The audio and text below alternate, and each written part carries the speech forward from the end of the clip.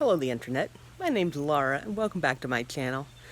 Today I am doing just some general plant maintenance and I thought I would take you guys along with me a little bit. So I don't have anything in specific planned, but I'm going to show you some of the updates of some of my plants and show you how they're growing and that kind of thing because that's what I want to do today. So that's what I'm going to do today. Alright.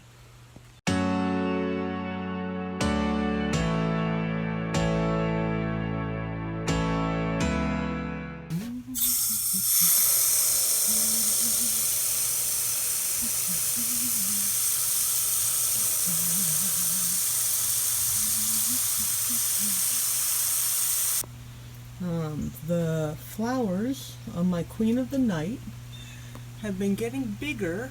I had 4 of them, if you guys remember from a video, but one of them, I think it just kind of died. And then I've got that one, and then the other 2 kind of look like that. So they're getting bigger, but then this one looks kind of odd. Like it looks different from those. So I'm not sure. It's getting much bigger too. I don't know why. But it's very exciting, I guess. And I keep getting these mushrooms popping up in my aloe, which isn't hurting it any, but is actually kind of cute because they grow really, really fast. They pop up in the morning, and then they turn into a huge thing, and then by the afternoon they're kind of spent because there's just too much sun out here for them. Also, my little rubria, my Euphorbia rubria is starting to grow a little bit. I think that is out of focus. Hold on. Ooh. So that's kind of cool. Turns out that my aloe pink blush is starting to flower under there. So we'll see. I don't know. We'll see how that develops, I guess. Gotta take some notes on some things. I really think Mr. Variegated Bear's Paw needs a new pot because that pot just isn't really doing it for him. Really got to get the string bananas hanging. Just because it's growing very unevenly because I just have it sitting on the edge of whatever here. So my other Queen of the Night has been like growing tons, and I think it also needs a tomato cage or some sort of a thing like I have on my bigger one, which of course the bigger one is outgrowing its tomato cage, but you know, I don't know. I've been considering taking this off and propagating it and then just having it back down in there, but I haven't decided that yet. It's possible that I could just propagate all of these leaves and give them out because there's like a whole bunch of them on here, but and I need to get a scissors and snip off these. They'll probably die before too long, but yeah. I also have this weird guy in here. It was this one stalk and it actually grew another stalk out. I guess that happens, but I hadn't been planning it, but yeah, it just kind of decided it was going to be 2 stalks, and now it's 2 stalks. So I've still been having some trouble with this red kiss. As you can see, that leaf is very unhappy, and this leaf is somewhat unhappy, and there's some little dead leaves down in there. I don't know if that's going to focus or not. So I'm going to clean this up and see if I can't figure it out. These other leaves still look pretty okay, so I don't think the plant is dying, but I think I might have underwatered it one day. And so I'm going to get rid of these leaves that are not beautiful. I might be able to actually use that for propagation, because this part of the leaf is still healthy. We might give that a shot too. So I'm going to do a little bit of TLC on this plant here.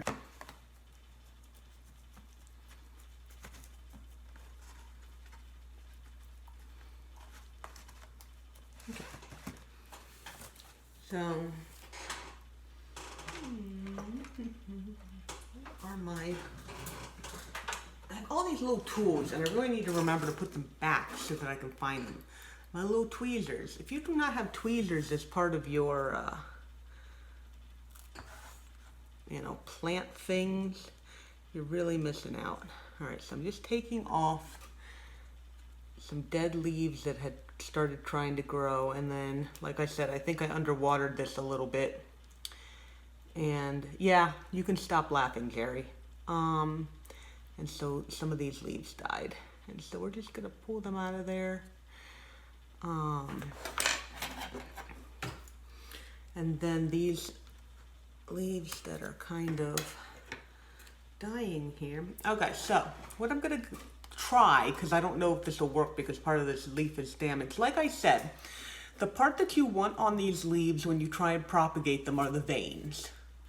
So I'm gonna cut off the part of the leaf that is damaged, and I'm gonna go across all these veins here and cut off all the bad part, and see how I still have these veins on here. That's what I'm gonna stick in the sphagnum moss and see if I can't get that to go ahead and propagate, because that's where the plants tend to come out of, are those little veins.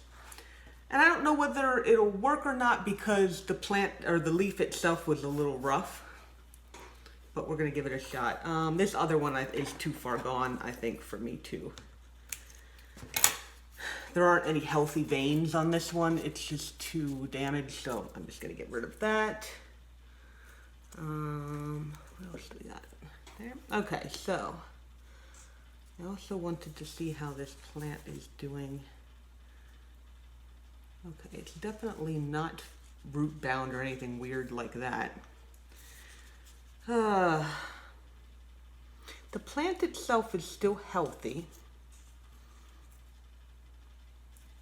as far as I can tell. So I'm probably just gonna do this one leaf here and then set that guy.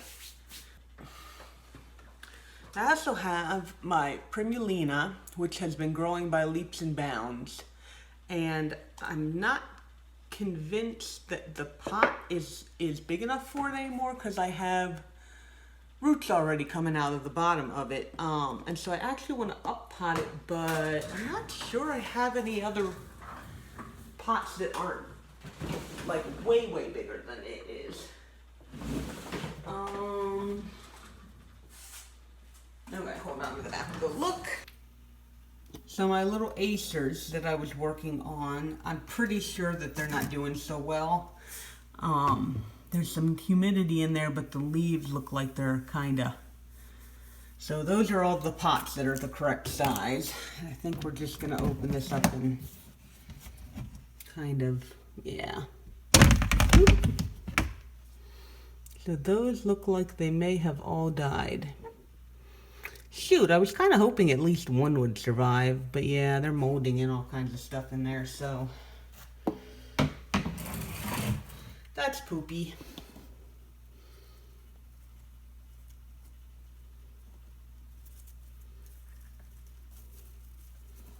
Yep, I gave it a shot, and it didn't work out. So, all right, we're gonna choose one of these pots.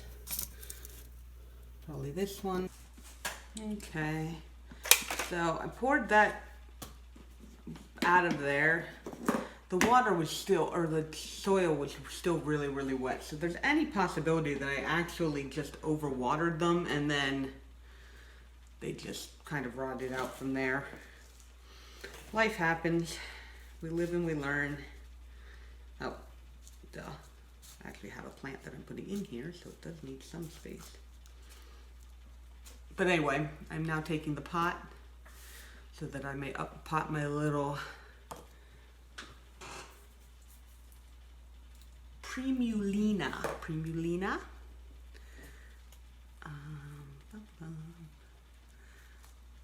There we go. It's looking, I mean, not super root bound, but definitely want it to have some space for its roots to go now that it's getting so much bigger. which is unfortunate because I was really loving this little jar.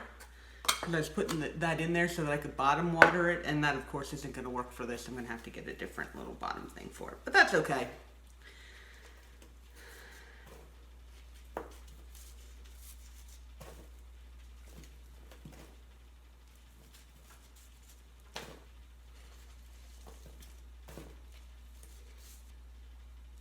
I am having success with this plant through no fault of my own.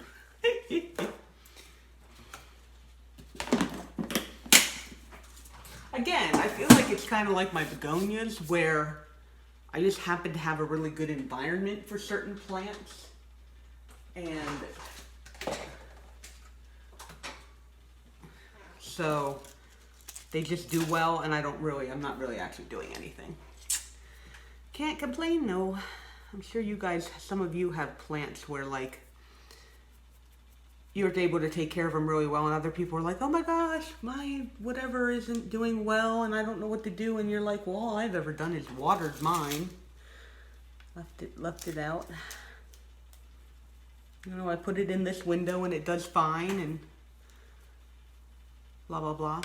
So okay, let's water that from the bottom.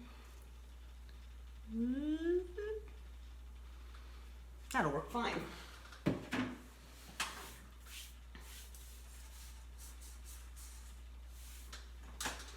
Alright, so there it is in its new pot. I don't even know what that sign says. What was in this? Oh, Steve's leaves. So this was what the Brad's Halloween was in. Oh no, I guess it could have been, or the taconite, because I've repotted both of those at this point. But yeah, that's my little pot from Steve's leaves. Not that it really matters, but... So it's kind of funny, because as soon as I gave you guys the advice that watering your philodendrons meant that the leaves wouldn't do this, this one started doing this, and it's plenty wet. It just, I don't know.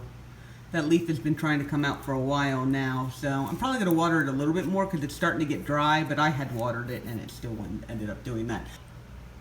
I did, however, get a new Prince of Orange leaf over here, which is looking great.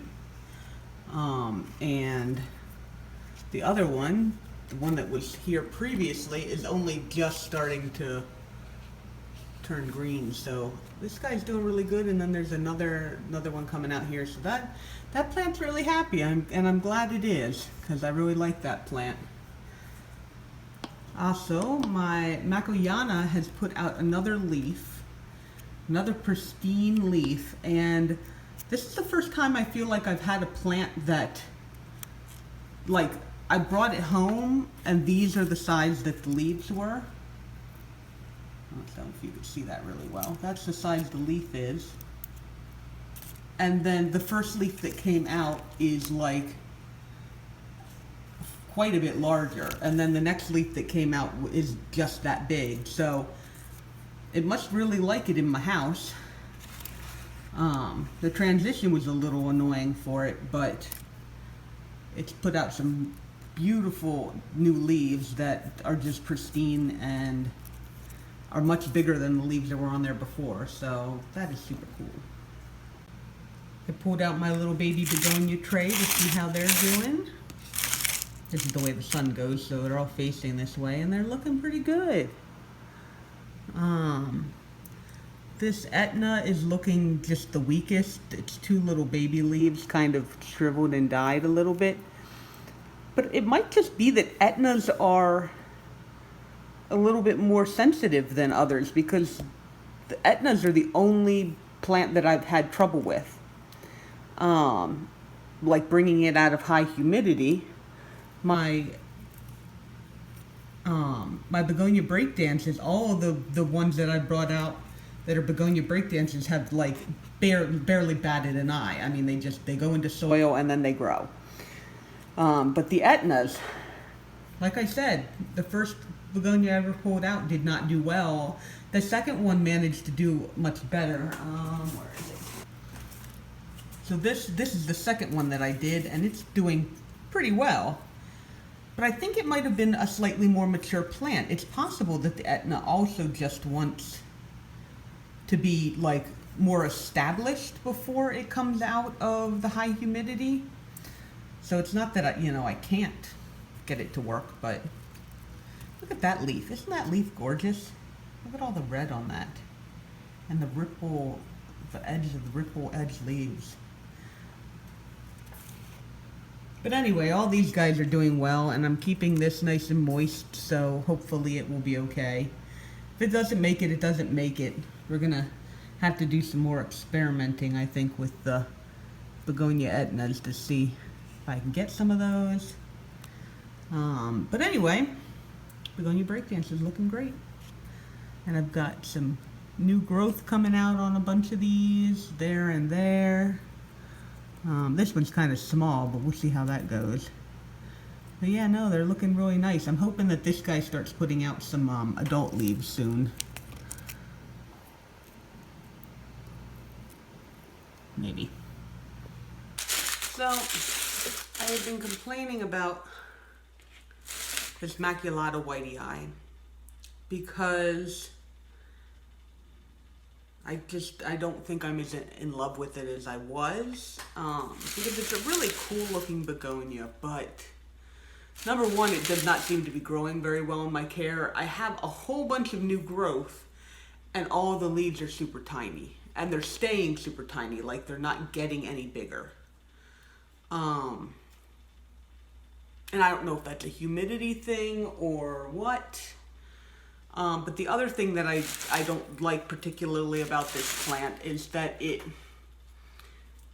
has these leaf sheaths, where the new stem comes out of, and they crinkle and get brown, and then they just stay there and are brown.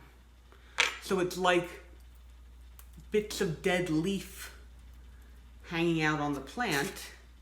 Whereas on my other cane begonia, those little sheath things fall off and go away eventually, so that it doesn't look yucky. And so right now, I'm going to attempt to just pull all of these off of here, because I've done it in the past. It does not seem to hurt the plant in any way that I can tell, and then it makes the plant just look much more attractive.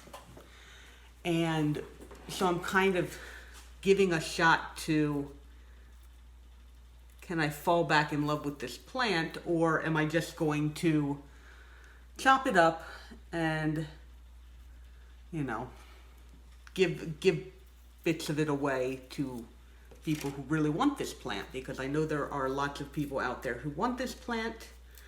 I just happen to be one of the lucky ones who found it in the Costco, not the Costco, the Costa Farms, the Costa Farms Trending Tropicals collection. And I know there's still plenty of people who never saw that or were unable to get anything from that, because truthfully, when I saw it at my Home Depot, you guys know I came home with the Calathea musica. So it was actually at my Home Depot. I saw it the once, and the next time I went back, it wasn't there. Now, to be honest, I wasn't going out a ton because we are under quarantine, and so it's not like I used to go every other week, and now I'm definitely not going that often. I don't think I've actually been in a while. I had to go buy some stuff for my my plumbing. My toilets were leaking, like not on the floor, but like inside the water in the tank was draining because the seal wasn't good, and so I had to go pick up some stuff. And I didn't even go and look at the plant section. Yeah, I know, right? Not that I needed to, because I've been getting a lot of good plants offline, and I definitely know that I'm not, more than likely, going to find anything fancy to add to my begonia collection I mean, it's definitely not an impossibility, but it is less likely that I will find anything to add to my begonia collection or my carnivorous plant collection at the Home Depot or the Lowe's. So I just haven't really been worrying about going. It's not like I'll never go. There are definitely some things that I would,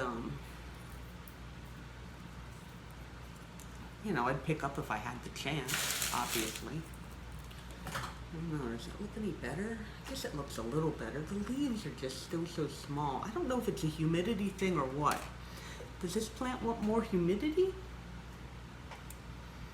I guess it's possible. That's why I've been having trouble where the little baby leaves, some of them aren't even coming out of the sheaths. They're like, you know how the or I just showed you guys the philodendron where it kind of like and tries to get out. Some of these never even make it out. I don't know, maybe I'm not watering it enough. I did up pot it recently because I think I thought I overwatered it. And then I pulled it out and it was looking kind of root bound, and so I potted it up into a bigger size pot. And now I don't know how much water to give it because, I don't know. I just don't know. It does look a little bit better like that, just looking at this one stem that I've done. Still unhappy with how small the leaves are. And the leaves look perfectly healthy. It's gotta be a humidity thing. It's gotta be a humidity thing. I mean, 60% humidity, I'm not really prepared to go much higher than that though. Because none of my other plants really need it. So I'd basically be running, I haven't even needed my humidifier like since we hit summer and the heat hasn't been on. I guess since we hit warmer weather and the heat hasn't been on, I haven't needed it. And it's been sticking pretty close to between 50 and 60% humidity down here. And all of my other plants are doing fine. So if it is a humidity thing with this guy, then SOL, so out of luck. Because I don't really feel the need to raise my humidity for just this plant. Where's my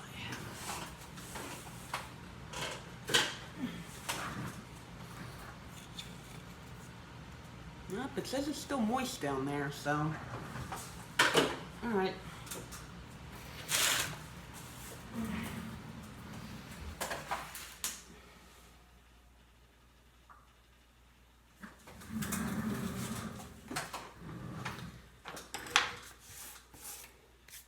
So I think that's going to be it for this video.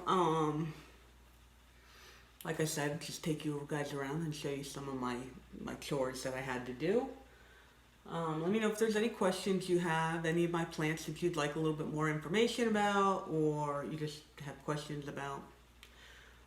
And if you like this video, go ahead and like this video. If you'd like to stick around and see more of my plants, go ahead and subscribe. And I will see you guys in the next video. Thank you very much for spending some of your time with me today. Alright, bye-bye.